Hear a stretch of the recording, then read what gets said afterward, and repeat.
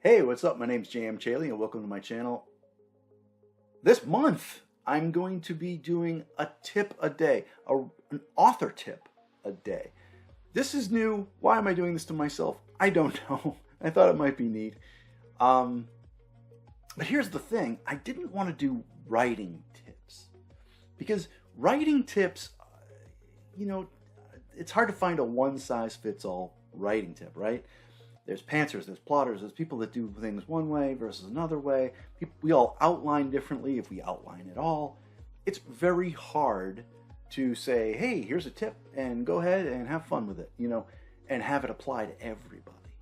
So what I wanted to concentrate on is things like author tips, which is more about the industry itself, including things that aren't writing, like things what we do with book shows and things like that.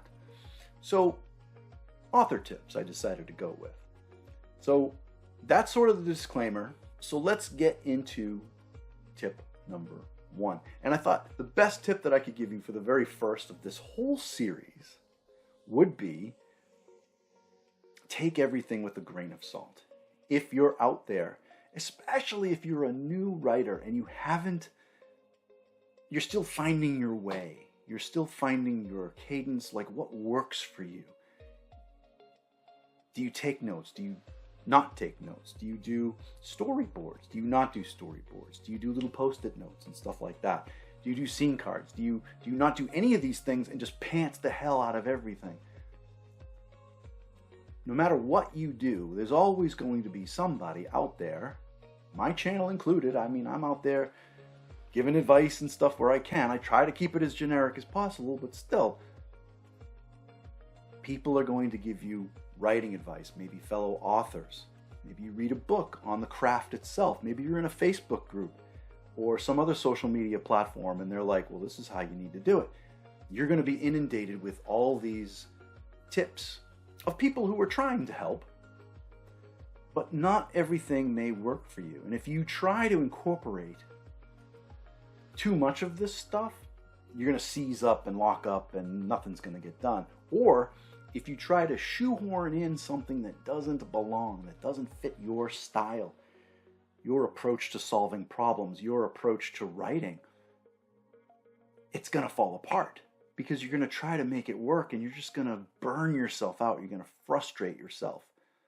I gave an example of this in I was talking about a bunch of writing craft books, and I was talking about Lisa Cron's book, Story Genius, and how she goes into writing scene cards. And I think writing scene cards is a great idea if you're someone like me, who plots and plans and things like that. But there's something else about me is that I burn out really quickly if I'm not focusing my energy on writing itself, the actual manuscript. So if I have to do a scene card for every single scene, I'll burn out. It might work for some people, and Lisa Cron certainly recommends that you do it, but I would burn up if I tried to do it. So I write scene cards for particular scenes that I might be having problems with, that I need to workshop and dig a little deeper into. And I use her methods from Story Genius. That works for me. It may not work for you. Stephen King, right? His writing advice is a spectrum of stuff that I absolutely use and swear by to stuff that I don't really use.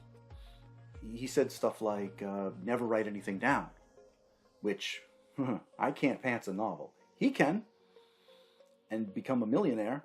I can't. I have to write things down. I have to outline, right? He said that the road to hell is paved with adverbs.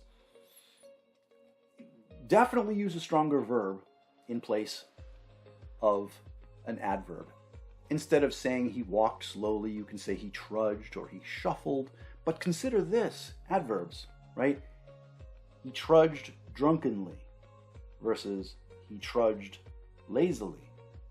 Those are two very different scenes, and they make you think and picture something very, very different in your mind. Drunkenly and lazily.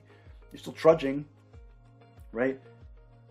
Sometimes an adverb is okay. Adverbs describe verbs. They're not the devil. Maybe use them sparingly, I guess, but if you need them, use them. That's Here I am giving writing advice. Look, you do you, but for me, swearing off adverbs forever doesn't work for me. So that's a piece of writing advice that I have chosen to not really hold true all the time. So that's just one example of a brilliant and successful writer giving out writing advice that I personally can't use. That's no good for me, for how I do things. So you're going to come across writing advice that you may not be able to use. That's okay. Don't feel compelled to use it. It's all right. Find your way, your method. See what people are offering. Check out all the advice. Find what works for you and exclude the rest. And then get to writing. All right. So that about wraps it up. Writing advice. If I'm going to do 31 videos on author stuff and writing tips and author tips, it's really going to be author tips. But if any writing tips slip in, as with anything on my channel or any other channel out there, take it with a grain of salt. Use only what works for you. It'll keep your sanity and you will be much more productive for it. Okay, if you like this video, be sure to smush that like button. And as always, please subscribe. The month of July 2024, I'm posting every single day. So I'll see you next time tomorrow.